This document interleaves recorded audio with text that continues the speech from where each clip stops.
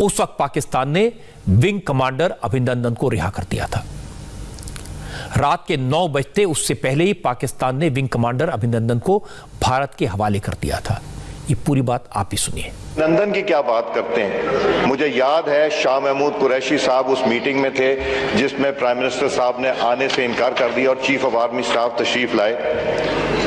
पैर कांप रहे थे, पसीने माथे पे थे और हमसे शाह महमूद साहब ने कहा, फॉरेन मिनिस्टर साहब ने, कि खुदा का वास्ता है अब इसको वापस जाने दें, चूंकि 9 बजे रात को हिंदुस्तान पाकिस्तान पे अटैक कर रहा है। वो कोई हिंदुस्तान ने अटैक नहीं करना था, कुछ नहीं होना था, सिर्फ घुटने टेक के अभिनंदन को वापस भेजना था। बात यह कि अयाज सादिक की बात पर पाकिस्तान के parliamentary affairs minister Ali Mohammad Khan ने भी मोहर लगा दी।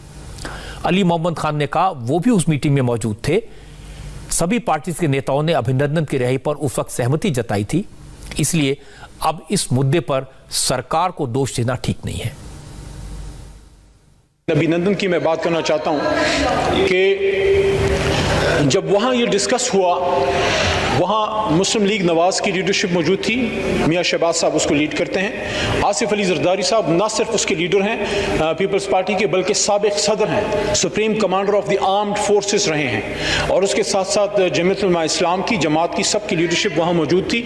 किसी एक शख्स ने वहाँ पे 1 सेकंड के लिए भी इस पे अंदर आपने एतराज़ नहीं किया। सब ने उसको सपोर्ट किया कि ठीक है, इस वक्त अगर स्टेट समझती है तो सब इसको सपोर्ट करते हैं। मैं सिर्फ ये रिक्वेस्ट करूंगा कि जो आपका बयानिया अंदर हो, बाहर भी वही रखें, या अंदर आप एहतजाज करते, उसको अपोज करते तो उस पर डिस्कस कर लिया जाता। उस वक्त एक नेशनल स्पिरिट में आपने किया और मैं उसको अप्रिशिएट करता हूं, लेकिन फिर बाहर आके उस पर कुछ लोगों ने आपके पॉइंट स्कोरिंग की जो मुनासिब रवैया नहीं है। सर कहते हैं ना कि बात निकलेगी दूर दूर तक जाएगी, तो जब बात दूर तक चली गई, सरकार ने बात को दबाने की कोशिश की तो बात कुछ और आगे बढ़ गई। जिस मीटिंग का जिक्र अयाज सादिक ने किया, उस मीटिंग में पाकिस्तान के former foreign minister Khawaja Mohammad Asif भी मौजूद थे। ख्वाजा आसिफ ने आज कहा कि अयाज सादिक की बात बिल्कुल दुरुस्त है।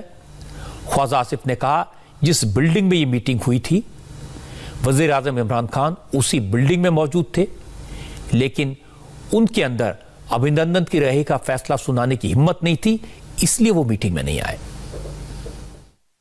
आज क्यों अभिनंदन का इशू हम उठाते हैं या अपोजिशन उठाती है, सारी पार्टीज उठाती हैं, मीडिया उठाता है, आम आदमी उठाता है कि आप अभिनंदन का जो कदम आपने उठाया, आपने एक मस्बत जो उसके रिस्पांस था उसकी तरफ इशारा किया कि भारत के साथ ताल्लुकात जो है वो टेंशन कम होगी। लेकिन उसके बाद आप अभिनंदन की रिहाई के बाद जो आपने ये इन्वेस्टमेंट की हिंदुस्तान और पाकिस्तान के रिलेशनशिप में, उसके रिटर्न्स क्या है। मैं अपने भाई को, बरखुरदार को ये बताना चाहता हूँ कि उस इन्वेस्टमेंट के ऊपर हमने उस वक्त ऑब्जेक्शन नहीं की, ये बिल्कुल ठीक कह रहे हैं। लेकिन जिन रिटर्न्स की, इस इन्वेस्टमेंट के रिटर्न्स की जो है वहाँ पे जो बात की गई, वो रिटर्न्स नहीं आए बल्कि नेगेटिव रिटर्न्स आए। आपने इतना बड़ा कदम उठाया, हमने हमायत की, बिल्कुल हमायत की। मैं बिल्कुल, पीपल्स पार्टी ने भी हमें और दूसरी पार्टियों ने हमायत की कि अभिनंदन को आपने घर भेज दिया।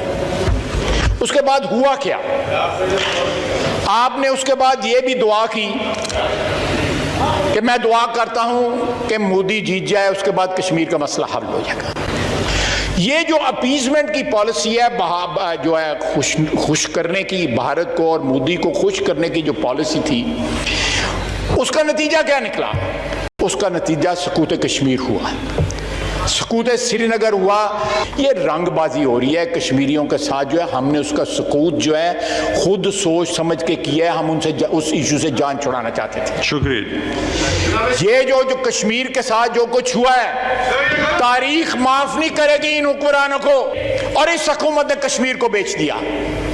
ये बंदा, इसने कश्मीर से गद्दारी की है। मौजूदा वजीर आजम ने कश्मीर से गद्दारी की है, कश्मीरियों के खून से गद्दारी की है।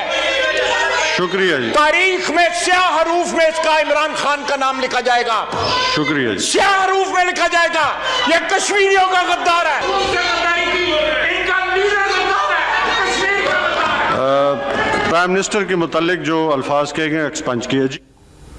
स्पीकर भी बार बार शब्दों को कार्रवाई से एक्सपंज करते करते थक गए।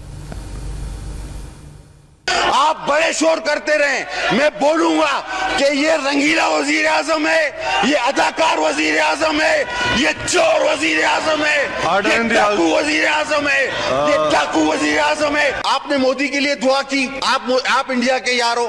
हम कहें कलभूषण के लिए आपने वकील किया, अभिनंदन को आपने छोड़ दिया, कश्मीर आप गवाह बैठे। जिसकी आप बात कर रहे हैं वो कश्मीर हमसे कब गया? तशरीफ वो कश्मीर किसने बेचा? वो कश्मीर का सौदा करने वाला कौन है? अयाज सादी के खुलासे पर पूरे पाकिस्तान में चर्चा हो रही है। पाकिस्तान की फौज मुंह दिखाने काबिल नहीं रही। क्योंकि सिद्दीकी ने आर्मी चीफ जनरल बाजवा के पैर कांपने की बात कही, इसलिए आज पाकिस्तान की आर्मी ने बयान जारी किया, मीडिया से बात की। फौज के स्पोक्स पर्सन ने फौजी अंदाज में करीब करीब धमकाने वाली टोन में कहा, इस तरह का बयान देना गलत है, इससे मुल्क के हालात पर असर पड़ता है। हिंदुस्तानी जंगी क़यादत विंग कमांडर अभिनंदन की रिहाई और एक जिम्मेदार रियासत के मेच्योर रिस्पॉन्स के अलावा किसी और चीज़ से जोड़ना इंतहाई अफसोसनाक और गुमराहकुन है। ये दरअसल पाकिस्तानी कौम की हिंदुस्तान पर वाज़े बरतरी और फतह को मुतनाज़ा बनाने के मुतरादिफ है, और ये चीज़ मेरे ख्याल में किसी भी पाकिस्तानी के लिए काबिल कबूल नहीं। ऐसी मनफी बयानी की बराह रास्त कौमी सलामती पर असरात होते हैं। पाकिस्तान की फौज का बयान सिर्फ लीपा पोती जैसा था, क्योंकि अयाज सादिक ऐसी बात कह चुके थे जिसके बाद जब तक खुद सफाई न दें तब तक बात नहीं बनती। इसलिए अयाज सादिक पर प्रेशर बनाया गया, कहा गया कि वो अपने बयान पर सफाई दें। पाकिस्तानी आर्मी के प्रेशर में अयाज सादिक ने बयान तो दिया, लेकिन अपनी बात से पलटे नहीं। पहले उन्होंने कहा था कि आर्मी चीफ जनरल बाजवा के पैर कांप रहे थे, इस बार उन्होंने कहा वजीर आजम इमरान खान के पांव कांप रहे थे। इमरान खान डरे हुए थे, इसलिए अभिनंदन को रिहा किया गया। अब इमरान को बताना चाहिए कि वो उस मीटिंग में क्यों नहीं आए। क्या उन्होंने विंग कमांडर अभिनंदन को नरेंद्र मोदी के ऑर्डर पर रिहा किया था? जब पार्लियामेंट्री लीडर्स की प्राइम मिनिस्टर से मीटिंग होनी थी और 7 बजे के बजाय वो 8 सवा 8 बजे उन्होंने फॉरेन मिनिस्टर को भेज दिया, चूँकि उनकी क्या सोच थी, वो किससे डिक्टेशन ले रहे थे, किस मुल्क से डिक्टेशन ले रहे थे, क्या वो मोदी से डायरेक्ट इन कांटेक्ट थे, क्या उनके ऊपर कोई और ऐसा प्रेशर था, वो हमसे शेयर उन्होंने करना मुनासिब नहीं समझा। और उन्होंने आके कहा कि अभिनंदन को हमने फौरन रिलीज करना है। उन्होंने नहीं कहा, बल्कि उन्होंने फॉरेन मिनिस्टर के थ्रू ये कहलवाया। और जब ये फॉरेन मिनिस्टर के थ्रू कहलवाया तो इमरान खान साहब की ज़रूर टांगे कांप रही थी और पसीना था, क्योंकि वो ऑपोजिशन को फेस नहीं कर सकते थे। और क्या उसमें मंतक थी, ये सिर्फ इमरान खान साहब जानते हैं और उनके अलावा पाकिस्तान में कोई नहीं जानता। उनका ये फैसला सरासर गलत था। पाकिस्तान के लीडर जितना बोलते हैं उतनी अपनी बातों में उलझते जाते हैं। पहले कहा था जनरल बाजवा की टांगे कांप रही थी, फिर कहा कि इमरान की टांगे कांप रही थी। असल में डरे हुए तो दोनों थे, और बहुत सारी बातें आज पाकिस्तान ने कबूल कर ली। पुलवामा हमला पाकिस्तान की साजिश थी, इमरान खान को इसकी जानकारी थी, और इमरान पहले के हुक्मरानों से अलग नहीं है, वो भी दहशतगर्दों को पालते हैं, उनसे भारत पर हमले करवाते हैं। और दूसरी बात है कि पाकिस्तान की फौज के अफसर हमारी फौज के नाम से कांपते हैं, ये भी आज साफ हो गया। और इमरान खान नरेंद्र मोदी की हिम्मत और ताकत से घबराते हैं।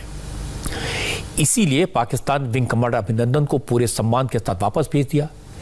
लेकिन अब सवाल यह कि अगर पाकिस्तान विंग कमांडर अभिनंदन को वापस नहीं भेजता तो क्या वाकई में हमारी फौज रात 9 बजे पाकिस्तान पर धावा बोल देती? क्या हमारी सेना और एयरफोर्स वाकई में हमले की तैयारी कर चुकी थी? इसकी हकीकत जानने के लिए हमने बात की उस वक्त air chief marshal B S Dhanoa से। बी एस धनोआ ने ये बताया कि इंडियन एयरफोर्स अटैक के लिए पूरी तरह तैयार थी। कुछ ही मिनटों में पाकिस्तान की फ्रंट लाइन डिफेंस को पूरी तरह तहस नहस किया जा सकता था। पाकिस्तान को यह बात समझ आ गई थी, इसीलिए पाकिस्तान को विंग कमांडर अभिनंदन को रिहा करने के लिए मजबूर होना पड़ा। उन्होंने कहा, हिंदुस्तान की फौजी ताकत हमारे एयरफोर्स की काबिलियत का लोहा पूरी दुनिया मानती है।